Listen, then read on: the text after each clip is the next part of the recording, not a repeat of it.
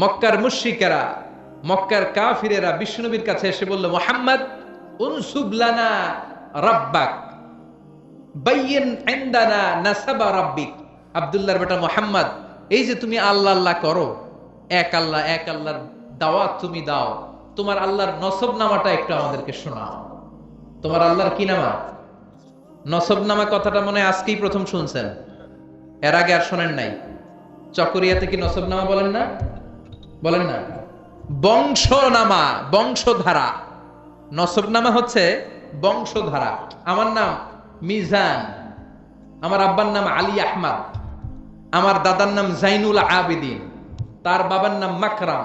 তাহলে মিজানুর রহমান ইবনে আলী আহমদ ইবনে জাইনুল আবেদিন ইবনে মাকরাম, এটা হচ্ছে আমার নসবনামা, এটা আমার নসবনামা।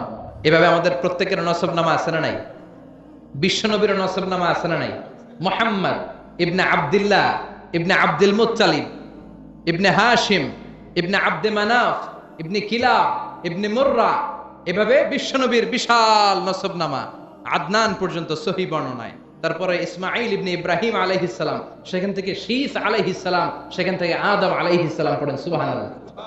এটা হচ্ছে বিশ্বনবীর নসবনামা। মুশরিকেরা বুঝাতে চাইল, মুহাম্মদ এক আল্লাহর দাওয়াত তুমি দাও, ওই আল্লাহর নসবনামাটা আমাদেরকে শোনাও। মানে আমাদেরকে বলো, তোমার আল্লাহর আব্বার নাম কি? তোমার আল্লাহর আব্বার নাম কি? তোমার আল্লাহর আব্বার নাম কি? তার বাবার নাম কি? তার বাবার নাম কি? যৌক্তিক প্রশ্ন না? আমার বাবার নাম অমুক, তার বাবার নাম তার বাবার নাম। মুহাম্মদ, তোমার বাবার নাম অমুক, তার বাবা তার বাবা। তাহলে তোমার আল্লাহর কথা যদি তুমি বলো, তার বাবাকে, তার বাবার বাবাকে, তার বাবার বাবাকে। বিশ্বনবী রেগে গেলেন। সাইয়েদনা জিবরাইল হুট করে আকাশ থেকে নেমে আসলেন, এসে বললেন, নবী রেগে যাবেন না। ওদের এই প্রশ্নের জবাব দেওয়ার জন্য 4টা আয়াতের একটা সূরা আল্লাহ নাজিল করেছে, আপনি উত্তর দেন। কুল হুয়াল্লাহু আহাদ আল্লাহুস সামাদ লাম ইয়ালিদ ওয়া লাম ইউলাদ ওয়া লাম ইয়াকুল লাহু কুফুয়ান আহাদ। পড়েন সুবহানাল্লাহ। কুল হুয়াল্লাহু আহাদ। নবী বলেন, আল্লাহ এক, একক। আল্লাহুস সামাদ, তিনি অমুখাপেক্ষী। লাম ইয়ালিদ ওয়া লাম ইউলাদ, জন্ম দেনও নাই জন্ম নেনও নাই, তো বাবা আসবে কোথা থেকে? সুবহানাল্লাহ পড়েন। ওয়া লাম ইয়াকুল লাহু কুফুয়ান আহাদ, তার মতো কেউ নাই, তিনি তার মতো। সুবহানাল্লাহ। কত সুন্দর, কত প্রেসাইজ, কত সংক্ষিপ্ত বর্ণনা আল্লাহ তাআলা এই সূরার ভেতরে দিলেন। আবার মুশরিকদের আরেক দল এসে বলে, ইয়া মুহাম্মদ বাইয়িন লানা জিনসা রাব্বিক, তোমার আল্লাহ কি দিয়ে তৈরি বলো? আমরা মানুষ মাটির তৈরি, ফেরেশতারা নূরের তৈরি, জিনেরা আগুনের তৈরি, এই যে কাঠটা কাঠের তৈরি, এই যে চেয়ারটা কাঠ দিয়ে তৈরি, গাছ দিয়ে তৈরি। এবার আমাদেরকে বলো, তোমার আল্লাহ কিসের তৈরি? আহু আমিন যাহাব, তোমার আল্লাহ কি স্বর্ণের তৈরি? আমিন ফিদ্দা, না রূপার তৈরি? আমিন খাসাব, না কাঠের তৈরি? লজিক্যাল না কথা বলে? আমরা মানুষ কিসের তৈরি? মাটির, ফেরেশতারা নূরের, জিনেরা। ও মুহাম্মদ, তাহলে বলো তোমার আল্লাহ কিসের তৈরি? সাইয়েদনা জিবরাইল বললেন, ও নবী রেগে যাবেন না, আপনার এই জবাব আরশের উপর থেকে আল্লাহ পাঠিয়েছেন, আপনি পড়েন, কুল হুয়াল্লাহু আহাদ আল্লাহুস সামাদ লাম ইয়ালিদ ওয়া লাম ইউলাদ ওয়া লাম ইয়াকুল লাহু কুফুয়ান আহাদ। পড়েন আল্লাহু আকবার। তাহলে এই প্রেক্ষাপটে এই সূরাটাকে নাজিল করে বিশ্বনবীকে দাঁত ভাঙ্গা জবাব দেওয়ার জন্য আরশের উপর থেকে সহযোগিতা পাঠিয়েছিল কে? ওই সূরাটা নিয়ে আমরা বসেছি, খুশি না বেজার? শুনতে মন চায়? হৃদয়টা আলোকিত হচ্ছে তো? কষ্ট হচ্ছে না তো? আল্লাহ নবীরে বললেন, নবী উত্তর দেন, কুল, আপনি বলেন। সুবহানাল্লাহ। কুল, নবী আপনি বলেন, হুয়াল্লাহ, তিনি হলেন আল্লাহ, আর তিনি হলেন আহাদ, একক। আল্লাহ বললেন, নবী আপনি বলেন হু আল্লাহ, তিনি হলেন আল্লাহ। আগে নবীরে বলতে বললেন, আমার নামটা আগে শোনান, আমার নামটা বলে দেন। আমার নামটা হলো আল্লাহ। ওনার নাম কি? কথা কয় না। ওনার নাম কি? কে রাখছে? হ্যাঁ, আমার নাম কি? মিজানুর রহমান আজহারি। নাম কে রাখছে? আব্বা। হুজুরের নাম কি? কে রাখছে নাম? আব্বা। আপনার নাম কি? আব্দুর রাজ্জাক। নাম কে রাখছে? আপনার নাম কি?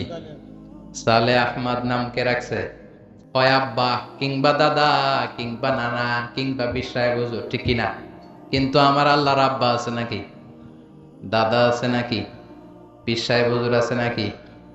সুবহানাল্লাহ পড়বেন না? আল্লাহ বললেন আমার বাবা নাই, তোদের বাপ আছে, তোর বাপ তোর নাম রাখে। আমার দাদা নাই, তোর দাদা তোর নাম রাখে। আমার কোনো পীর নাই, তোদের পীর আছে, পীর সাহেব হুজুর বরকতময় একটা নাম তোরে দিয়েছে, তোর নাম হয়েছে এটা। আমার বাবা নাই, দাদা নাই, ছেলে নাই, মেয়ে নাই, আমি আল্লাহ আমার নামটা নিজেই রেখে দিয়েছি। আল্লাহ বললেন ইন্নানি আনাল্লাহু লা ইলাহা ইল্লা আনা ফা'বুদনি ওয়া আকিমিস সালাতা লিযিকরি ইন্নানি আনাল্লাহ। নিশ্চয় আমি হলাম আল্লাহ। তিনি কে? প্রাণটা ভরে হৃদয়টা শীতল করে উনারে একটা ডাক দেন, বলেন আল্লাহ। আর জোরে উনারে ডাকেন, বলেন আল্লাহ। চিৎকার দিয়ে আল্লাহরে ডাক দেন, বলেন আল্লাহ। ইন্নানি আনাল্লাহ, নিশ্চয় আমি হলাম আল্লাহ। লা ইলাহা ইল্লা আনা, আমি ছাড়া কোনো ইলাহ নাই। আছে নাকি? কথা বলেন। তোর বাবা আছে, বাবা নাম রাখে, দাদা আছে, দাদা নাম রাখে, আমার কেউ নাই, আমি আমার নাম আল্লাহ নিজেই রেখে দিয়েছি। সুবহানাল্লাহ। আবার আল্লাহ বললেন কুল ইদউল্লাহ আও ইদউর রহমান আইয়াম্মা তাদউ ফালাহুল আসমাউল হুসনা।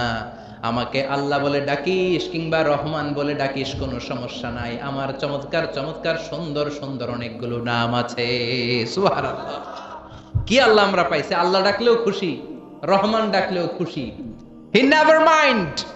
আল্লাহ মাইন্ড করেন। আল্লাহ কি করে না? আল্লাহ মাইন্ড করে না। আল্লাহ বললেও উনি ডাকে সাড়া দেয়, রহমান বললেও উনি ডাকে সাড়া দেয়। উনার আসল নাম আল্লাহ।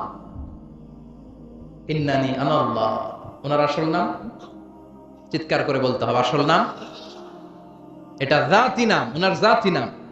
উনার সিফাতি নাম আছে, সুন্দর সুন্দর নাম আছে 99টা। বিশ্বনবী বলেন ইন্নালিল্লাহি তিসআতাও ওয়া তিসঈনা ইসমা, আল্লাহর 99টা নাম আছে। মান আহসাহা দাখালাল জান্নাহ, যে 99টা নামকে মুখস্থ করবে ওই ব্যক্তি এই নামগুলো মুখস্থ করার ফজিলতের কারণে জান্নাতে ঢুকে যাবে। সুবহানাল্লাহ সুবহানাল্লাহ সুবহানাল্লাহ। এত সুন্দর নাম উনার। আমরা বললাম আল্লাহ সূরাতুল ইখলাসে চমৎকার করে আপনি আপনার পরিচয় দিয়েছেন। আপনি হলেন আল্লাহ, নিজেই নিজের নাম রেখেছেন। এই নাম ছাড়াও 99টা নাম আপনার আছে। ও আল্লাহ, আপনার কাছে জানতে বড্ড ইচ্ছে হয় কবে থেকে আপনি আছেন, কবে থেকে আপনি এই মহাবিশ্বে আছেন, কতদিন পর্যন্ত থাকবেন। প্রশ্ন আছে না নাই? মনে আসে না? আপনি আছেন কবে থেকে? ক্ষমতার মেয়াদ বাংলাদেশে 5 বছর, কোথাও 10 বছর। আপনার মেয়াদ কয়দিন? আপনি কবে থেকে আছেন ওটা কোন? আপনি কতদিন থাকবেন জানতে বড় মনে চায়। আল্লাহ বললেন হুয়াল আউয়ালু ওয়াল আখিরু ওয়াল যাহিরু ওয়াল বাতিন ওয়া হুয়া বিকুল্লি শাইইন আলিম। আল্লাহ বললেন গোলাম আমি প্রথম। হুয়াল আউয়াল, আমি প্রথম। আমি কি? হুয়াল আউয়াল ওয়াল আখির, আবার আমি শেষ। সুবহানাল্লাহ। আমি প্রথম, আমি শেষ, আমি প্রকাশ্য, আমি গোপন। সূচনাহীন অতীত থেকে আমি আছি, শেষহীন সীমাহীন ভবিষ্যৎ পর্যন্ত আমি থাকব। সুবহানাল্লাহ। সূচনাহীন অতীত থেকে আমি আছি, সীমাহীন ভবিষ্যৎ পর্যন্ত আমি থাকব। আমার কোনো শুরু নাই, আমি শুরু, ঠিক কিনা? আল্লাহ বললেন হুয়াল আউয়াল, আমি প্রথম, আমি শেষ, আমি প্রকাশ্য, আমি গোপন। তার মানে প্রথমে কে? চিৎকার করে। শেষে কে? প্রথমে আল্লাহ আল্লাহ, শেষেও আল্লাহ আল্লাহ, আকাশে আল্লাহ আল্লাহ, জমিনে আল্লাহ আল্লাহ। ঠিক কিনা? বলেন বলেন। প্রথমে আল্লাহ আল্লাহ, শেষেও আল্লাহ আল্লাহ, আকাশে আল্লাহ আল্লাহ, জমিনে আল্লাহ আল্লাহ, নিখিল জাহান গাই গুণগান তার নামে গাই, আমরাও গাহি তাআলা হামদে বারি তাআলা, হামদে বারি তাআলা, হামদে বারি তাআলা। আল্লাহু আকবার। আল্লাহ বললেন আমি প্রথম, আমি শেষ, আমি প্রকাশ্য, আমি গোপন। প্রথমেও তিনি, শেষেও তিনি। আমি বলি শুধু প্রথম আর শেষে তিনি নন, সব জায়গায় তিনি। ঠিক কিনা? কারণ আমাদের আজানের মধ্যে আল্লাহর নাম আছে না নাই? আমাদের আজান শুরু হয় কোন শব্দ দিয়ে? আমাদের একামতে ওনার নাম আছে না নাই? একামত শুরু হয় কোন শব্দ দিয়ে? আমরা যখন জিকির করি ওনার নাম আছে না নাই? জিকির হয় কোন শব্দ দিয়ে?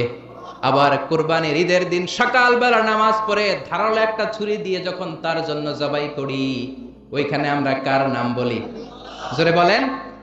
তার মানে আজানে আল্লাহ আল্লাহ, একামাতে আল্লাহ আল্লাহ, কুরবানিতেও আল্লাহ আল্লাহ, জিকিরেও আল্লাহ আল্লাহ। ঠিক কি না? বলেন বলেন। আজানে আল্লাহ আল্লাহ, একামাতে আল্লাহ আল্লাহ, কুরবানিতে আল্লাহ আল্লাহ, জিকিরেও আল্লাহ আল্লাহ, নিখিল জাহান গাই গুণগান তার নামে গায়, আমরাও গাহি তাআলা হামদে বারি তাআলা, হামদে বারি তাআলা, হামদে বারি তাআলা। চিৎকার করে আল্লাহু আকবার। আল্লাহ বললেন আমার নাম আল্লাহ, আসল নাম আল্লাহ। তবে আল্লাহ বলে ডাকিস কিংবা রহমান বলে ডাকিস, আই নেভার মাইন্ড, আমি কখনো মাইন্ড করি না। আমার 99টা সুন্দর নাম আছে, সবগুলো দিয়ে ডাক, আমি তোর ডাকে সাড়া দিব। সুবহানাল্লাহ।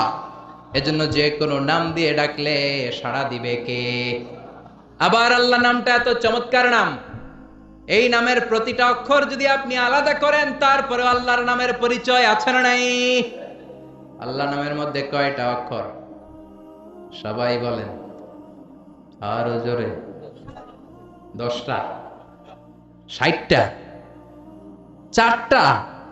আলিফ লাম লাম হা। আমার সাথে আলিফ লাম লাম হা।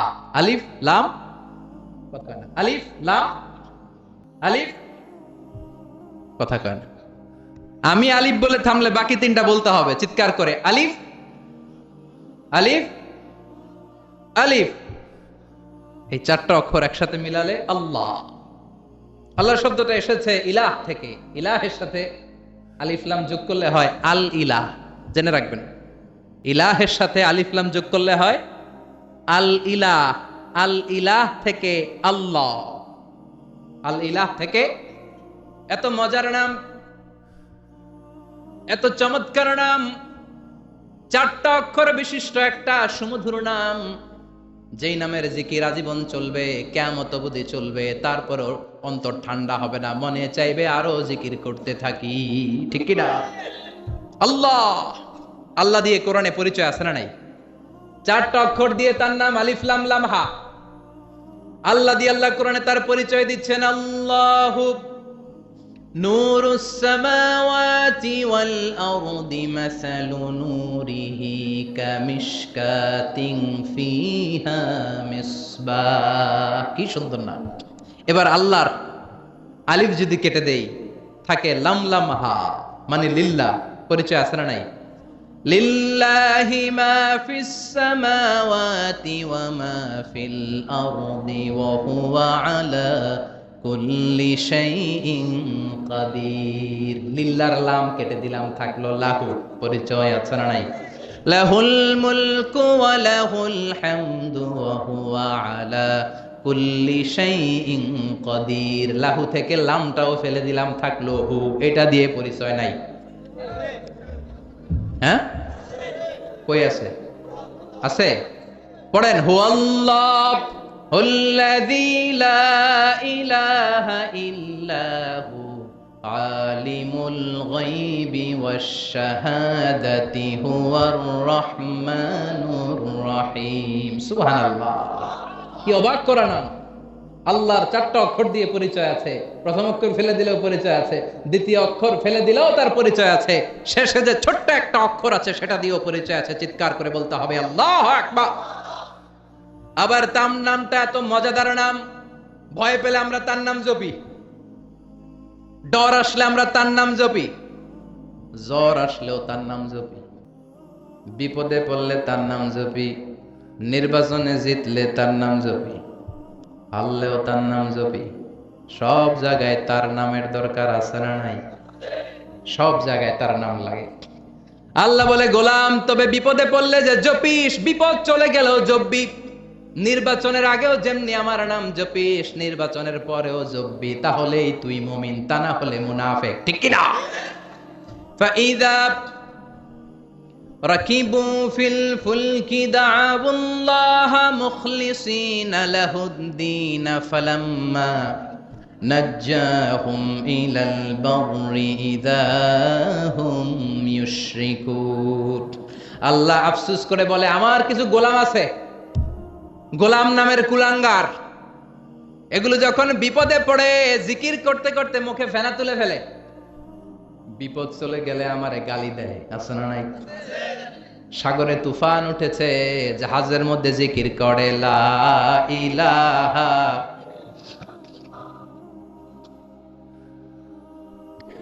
লা ইলাহা ইল্লাল্লাহু মুহাম্মাদুর রাসূলুল্লাহ। সাগরের মাঝখানে তুফান জিকির করে কার?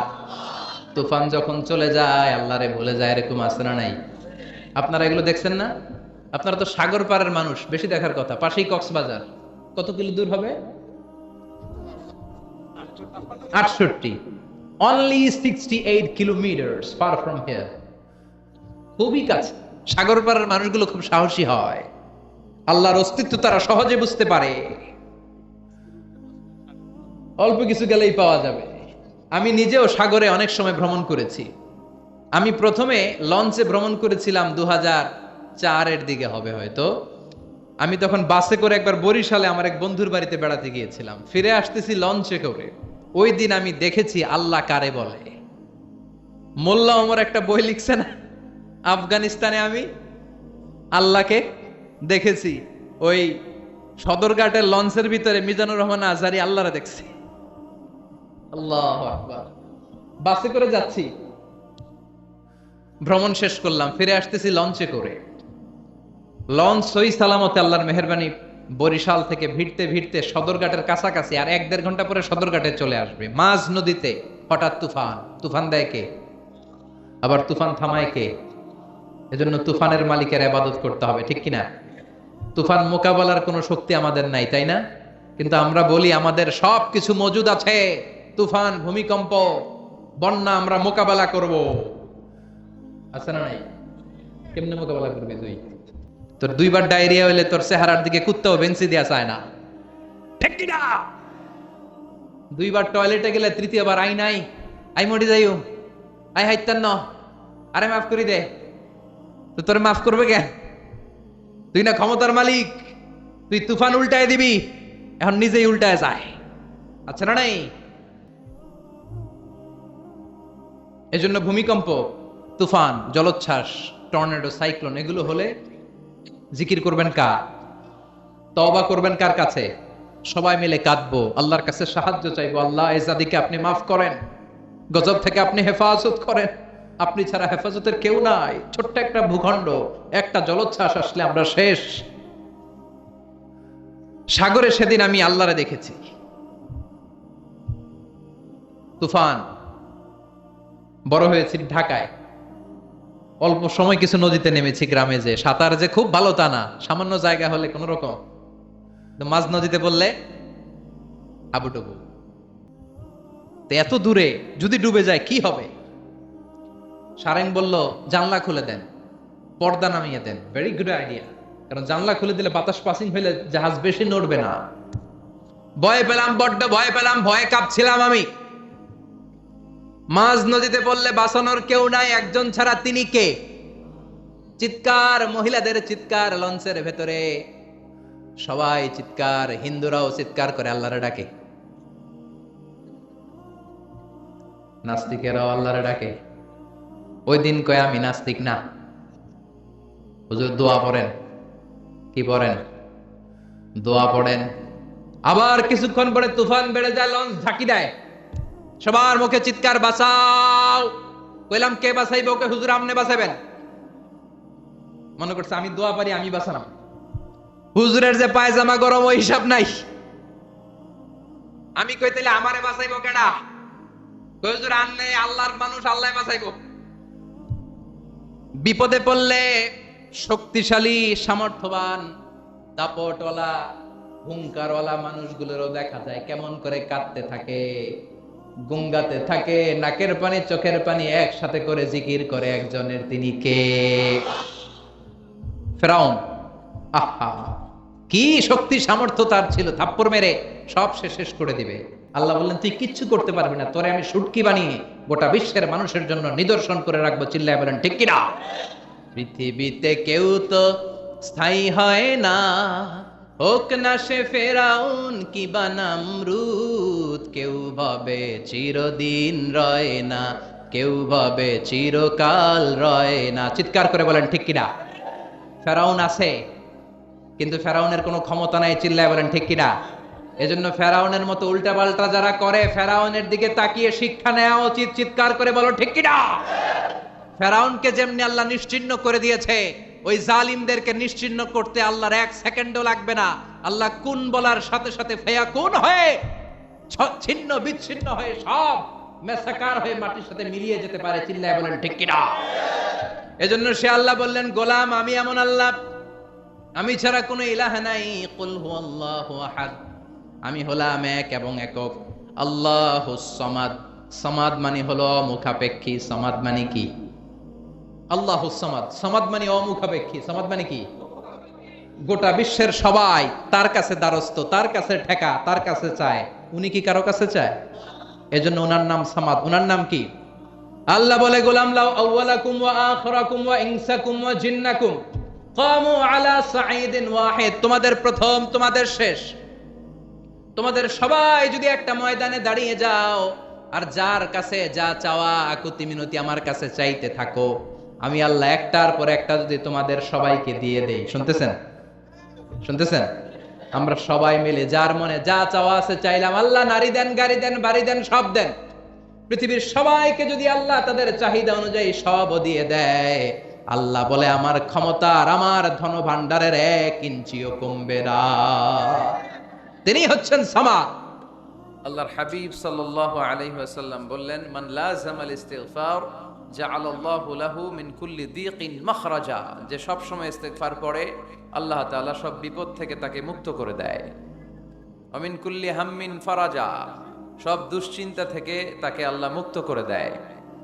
সুবহানাল্লাহ পড়েন। ওয়া ইয়ারযুকহু মিন হাইসু লা ইয়াহতাসিব, এমন জায়গা থেকে আল্লাহ তাআলা রিজিকের ব্যবস্থা করে দেয় সে কল্পনাও করতে পারে নাই। সুবহানাল্লাহ পড়েন। মাঝে মাঝে এমন জায়গা থেকে রিজিক আসে আমরা কখনো ভাবি নাই, ভাবছি হঠাৎ কোত্থেকে যেন খাওয়ার ব্যবস্থা হয়ে গেল, হঠাৎ কোত্থেকে যেন রিজিকের ব্যবস্থা হয়ে গেল। আপনি শুধু খাবার দাবার আর টাকা পয়সাকে রিজিক মনে করবেন না, আল্লাহর দেয়া সব নেয়ামতি রিজিক। এই যে সন্তান পেয়েছেন, এটা কার পক্ষ থেকে রিজিক? স্ত্রী পেয়েছেন, দিয়েছে কে? সবাই মিলে চাইলে একটা সন্তান বানানো যায়। আল্লাহ কাউরে ছেলে দেয়, কাউরে মেয়ে দেয়, কাউরে ছেলে মেয়ে দুইটাই দেয়, আবার কাউরে ছেলেও দেয় না, মেয়েও দেয় না। এরকম আছে না নাই? নিঃসন্তান বানিয়ে আল্লাহ পরীক্ষা করে। কাউরে আল্লাহ ছেলে বানিয়ে পরীক্ষা করে, কাউকে আল্লাহ মেয়ে বানিয়ে পরীক্ষা করে, কাউকে আল্লাহ হিজরা বানিয়ে পরীক্ষা করে। আছে আছে। ইউসুফের খিলে তো হিজরা টিজরা নাই না? নাই না? একজনও নাই। কিভাবে জানলেন? কম বোধহয়, কম। হিজরাদেরকে আমি বলি প্রায় হিজরাদের ব্যাপারে, অনেক হিজরাও দেখি বিভিন্ন জায়গায় কমেন্টস করে যে হুজুর আমরাও শুনি আপনার ওয়াজ। আলহামদুলিল্লাহ, এটা ভালো। এই যে তৃতীয় লিঙ্গ, থার্ড জেন্ডার, এরা অবহেলিত কিন্তু আমাদের দেশে, কিন্তু এদেরকে নিয়ে আমাদের ভাবনা নেই। সংখ্যায় একেবারে কম নয়, এদের সংখ্যাও অনেক। এরা আমাদেরই সন্তান। আমার 2টা মেয়ে, তো আল্লাহ মেয়ে না দিয়ে আমার ঔরসে হিজরা দিতে পারতো না? কথা বোঝে নাই? আমি যে ছেলে হয়েছি কার ইচ্ছায়? আমার বোন মেয়ে হয়েছে কার ইচ্ছায়? যে হিজরা হয়েছে সেও হয়েছে কার ইচ্ছায়? বুঝতেছেন কথা কি বুঝেন? তাহলে হিজরা এরা আমাদের সমাজেরই অংশ, এরা আমাদেরই সন্তান, কিন্তু আমরা এদেরকে পরিচয় করিয়ে দেই না কোথাও। দেখবেন এক এক লোকের এক ছেলে এক মেয়ে আর একটা হিজরা, তো ঘরে মেহমান আসলে উনি ছেলেরা পরিচয় করায় দেয়, ছেলের নাম আব্দুল্লাহ, মেয়ের নাম সুমাইয়া। হিজরা যে আছে ওরা সামনেই আনে না, ও সব সময় অবহেলিত, neglected in family as well as in the society. পরিবারও neglected, সমাজও neglected। ফলে সে দুঃখ ভারাক্রান্ত মন নিয়ে খুঁজতে থাকে, আমার মতো এরকম অসহায় কে আছে দেখি। সে খুঁজে পেয়ে যায় আরো কিছু হিজড়াকে, পরে একসাথে হিজড়া পাড়া বানায় এরা, জানেন? হিজড়ারা কিন্তু আরেকটা বয়স্কা হিজড়ার আন্ডারে থাকে, চাঁদাবাজি করে এরা। আপনাদের এলাকায় নাই তো, আপনারা বুঝেন না। ঢাকায় যাইয়েন একবার, জ্যামের মধ্যে আটকালেই খবর আছে, পুলিশেও ভয় পায় এদেরকে। আমি এক জায়গায় বলছিলাম যে এদেরকে পুলিশের দায়িত্ব দিয়ে দেন, যেহেতু এদেরকে সবাই ভয় পায়। এরা ট্রাফিক সিগন্যালের এখানে এমনি দাঁড়ায় থাকলেই চলবে, লেন চেঞ্জ করে কেউ উল্টা পাল্টা লেনে ঢুকবে না। This is call idea. Idea generate করতে না পারলে দেশের উন্নতি করা সম্ভব না। হিজড়াদেরকে কর্মসংস্থানের ব্যবস্থা করা উচিত। এই এলাকার জনপ্রতিনিধি যদি কেউ থেকে থাকেন অথবা পরবর্তীতে ভিডিওতে যদি শুনতে পান, আমার এই আবেদন, আপনারা হিজড়াদেরকে খুঁজে বের করবেন, কর্মসংস্থানের ব্যবস্থা করেন। আমি পৃথিবীর অনেক জায়গায় এয়ারপোর্টে দেখেছি হিজড়াদেরকে, দে হ্যাভ হিউজ স্ট্যাটাস, তাদের জব আছে, তাদের চাকরি আছে, তাদের সম্মান আছে, সামাজিক সম্মান।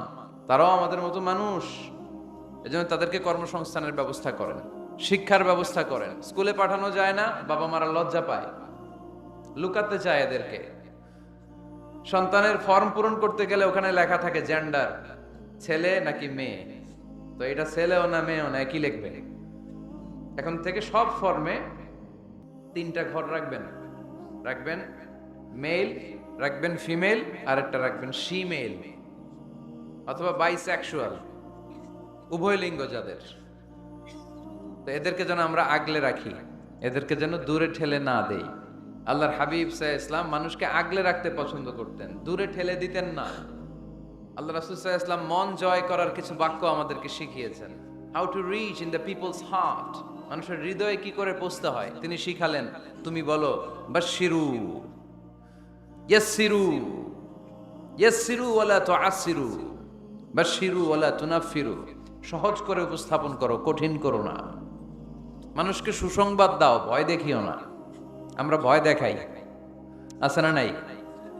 নতুন একজন কালেমা পড়ে মুসলমান হয়েছে, ওরে শোনাইতে আরম্ভ করছে, তোমার নামাজ পড়তে হবে, রোজা রাখতে হবে, যাকাত দিতে হবে, তোমার বউরে পর্দা করাইতে হবে, তুমি এটা করতে পারবা না, ওইটা করতে পারবা না, কারণ ইসলামে এইটা নাই ওইটা নাই।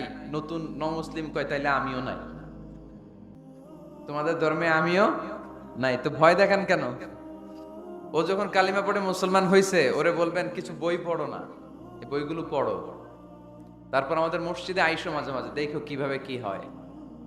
ইসলামিক কিছু প্রোগ্রামে নিয়ে যান, মসজিদে নিয়ে যান, জুমার নামাজে দেখো কেমনে পড়ে, কি বলে শোনো। তো এইভাবে গ্রাজুয়ালি মানুষের হৃদয়ে পৌঁছতে হয়।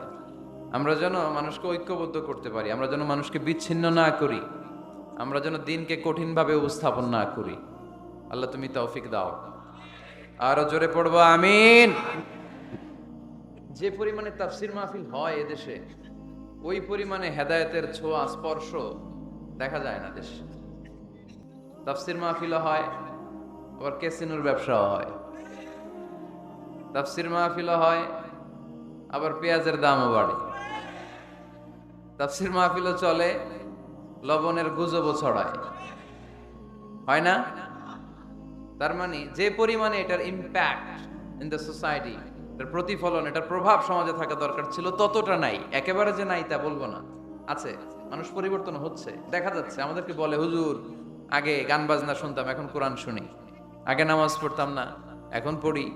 আগে দাড়ি রাখি নাই হুজুর, এখন দাড়ি রাখছি।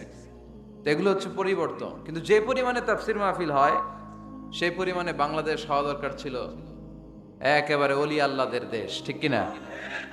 কিন্তু সবচেয়ে বেশি চোর বাটপার এই দেশ। আপনাদের এই এলাকায় আলহামদুলিল্লাহ নাই, এই এলাকাতেও আছে। তা না হইলে যেই পরিমাণ তাফসির শুরু হয়েছে যে সেপ্টেম্বর থেকে, সবচেয়ে বড় আল্লাহর ওলি হওয়ার কথা ছিল এই মাইকম্যানরা। সেপ্টেম্বর থেকে ওদের ব্যবসা আছে না নাই? কিন্তু দেখা যায় অধিকাংশ মাইকম্যান নামাজই পড়ে না। আপনাদের আজকেরটা ও পড়ে, আজকের মাইকম্যান পড়ে আলহামদুলিল্লাহ, বেশিরভাগ পড়ে না। মিডিয়াওয়ালাদের কি অবস্থা জানি না, কি অবস্থা? নামাজ টামাজ পড়ো তোমরা? হ্যাঁ পড়ো, নামাজ পড়বা, নামাজগুলো পড়ো। শুধু তোমরা, ও আবার কমিটিরও ছাড়বে না এরা। কমিটির যারা আছেন আপনারাও নামাজ পড়বেন। শুধু বছরে একটা মাহফিল করে দিলেই দায় সারা সব আদায় হয়ে যায় না, ঠিক কিনা? আমরা সব সময় ইসলামের পক্ষে, আমরা সব সময় কোরআনের পক্ষে, আমরা সব সময় আল্লাহর হাবিবের পক্ষে, ঠিক কিনা? ঘটা করে 1-2 দিনের জন্য যেন আমরা ইসলাম পালন না করি, আমরা যেন সারা বছর ইসলামের পক্ষে থাকি। আল্লাহ তুমি থাকার তৌফিক দান করো। দোয়া করেন আপনারা? কার কাছে করেন? দোয়া করা, দোয়া চাওয়া দুইটাই সুন্নাত। দুইটাই কি? আমরা বলি না যে আম্মা আমার জন্য দোয়া করবেন, আব্বা দোয়া করবেন। হুজুরের কাছে বলি হুজুর দোয়া করবেন। বড় ভাইকে বলি ভাই দোয়ায় আমাকে শামিল রাখবেন। বলি ইউসুফের খিলে আপনারা বলেন না বোধহয়? বলেন বলবেন। দোয়া চাওয়া, দোয়া করা দুটোই সুন্নাহ। দোয়া চাইতে হয়, মুরব্বীদের কাছে দোয়া চাইতে হয়, আব্বা আম্মার কাছে দোয়া চাইতে হয়। আব্বা আম্মার দোয়া আল্লাহ ফিরিয়ে দেয় না। দোয়া চাইতে দেরি, দোয়া কবুল করে নেয় কে? আমরা আব্বা আম্মারে রেখে দিয়ে অমুক দরবারে যাই, অমুক দরবারে যে দোয়া চাই। আসল বড় দরবার যে আমার ঘরে, এটাই ভুলে যাই। আমার আব্বার চেয়ে বড় কোনো পীর সাহেব আমার জন্য হতে পারে, আমার মায়ের চেয়ে বড় দোয়াকারী আমার জন্য পৃথিবীতে থাকতে পারে। পৃথিবীর সবাই মিলে, সব আল্লাহর ওলিরা মিলে কোরআন খতম দিয়ে এখানে ফু দিল একটা গ্লাসের পানির ভিতরে। আপনার আম্মা কিংবা আব্বা শুধু বিসমিল্লাহ বলে আর একটা গ্লাসের পানির মধ্যে ফু দিল, মায়ের দোয়াটা মুহূর্তেই কবুল করে নিবে কে? আম্মা আব্বার চেহারার দিকে তাকালেই কবুল হজের সওয়াব দেয় কে? হজ করে আসছেন কারা কারা দেখি?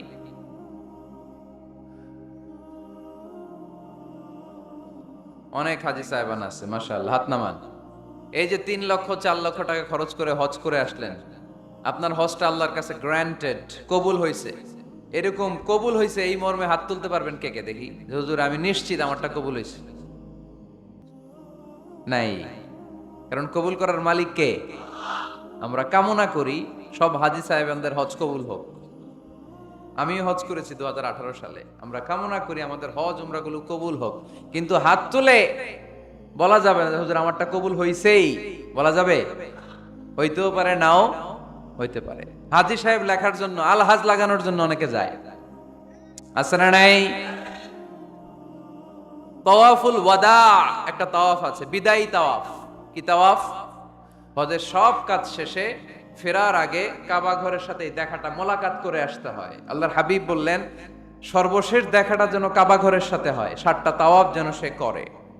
তো এক লোক 6 তাওয়াফের পরে ফোন আসছে দেশে, তো মেয়েরে বলতেছে মা আর একটা তাওয়াফ বাকি আলহাজ হইতে, একটু পরে তুই ফোনটা দে, একটু পর দে, আলহাজ হইতে আর একটা তাওয়াফ বাকি। তো উনি গেছে কি হওয়ার জন্য? আলহাজ হওয়ার জন্য। নামের আগে আলহাজ লাগাবেন না। কেউ যদি আপনারে বলে হাজি সাহেব, বলুক, কিন্তু আমি হজ করছি একজনরে দেখানোর জন্য। তিনি কে? আল্লাহ। এজন্য ইখলাসটা বড় জরুরি। লোক দেখানো মনোভাব আমাদের সবকিছুকে ধ্বংস করে দেয়। তো যারা হজ করেছেন কেউ কিন্তু হাত তুলতে পারলেন না যে হুজুর আমি 100% কনফার্ম যে আমার হজটা কবুল হয়েছে। কিন্তু আল্লাহর হাবিব বলেন রহমতের নজরে তোমার আব্বা আম্মার চেহারার দিকে যদি একবার তাকাও, মুহূর্তেই একটা কবুল হজের সওয়াব তোমার আমল নামে আল্লাহ দিয়ে দিবে। চিল্লায় পড়েন আল্লাহু আকবার। এজন্য আব্বা আম্মা থেকে দোয়া নেওয়ার দরকার আছে না নাই? দোয়া চাইবেন, দোয়া চাইবেন। মায়ের মর্যাদা অনেক বেশি, বাবার চেয়ে 3 গুণ বেশি, কমসে কম। কয় গুণ বেশি? মা মা মা, তারপর বাবা। 3 বার মা। কয়বার মা? একবার বাবা। তার মানে মাকে ইসলাম দিয়েছে স্বর্ণ পদক, দিয়েছে রৌপ্য পদক, দিয়েছে ব্রোঞ্জ পদক, আর বাবাকে দিয়েছে সান্ত্বনা পুরস্কার। আমরা এটা নিয়েই খুশি, ঠিক কিনা? তাহলে মাকে 3টা পুরস্কার, স্বর্ণ পদক মা, রৌপ্য পদক মা, ব্রোঞ্জ পদক মা, বাবারে দিছে কি? সান্ত্বনা পুরস্কার। এজন্য মায়ের মর্যাদা বেশি। লাউ কাতাআতা জিলদাক, চামড়া কেটে যদি মায়ের পায়ের জুতা বানিয়ে দাও। ছোটবেলা যে মায়ের বুকের দুধ খেয়েছো, আল্লাহর হাবিব বললেন 1 ঢোক দুধের শোধ আদায় হবে না, ঠিক কিনা? মায়ের এক ধার দুধের দাম, কাটিয়া গায়ের চাম, পাপস বানাইলে ঋণের শোধ হবে না, এমন দরদি ভাবে কেউ হবে না আমার মাহাগো।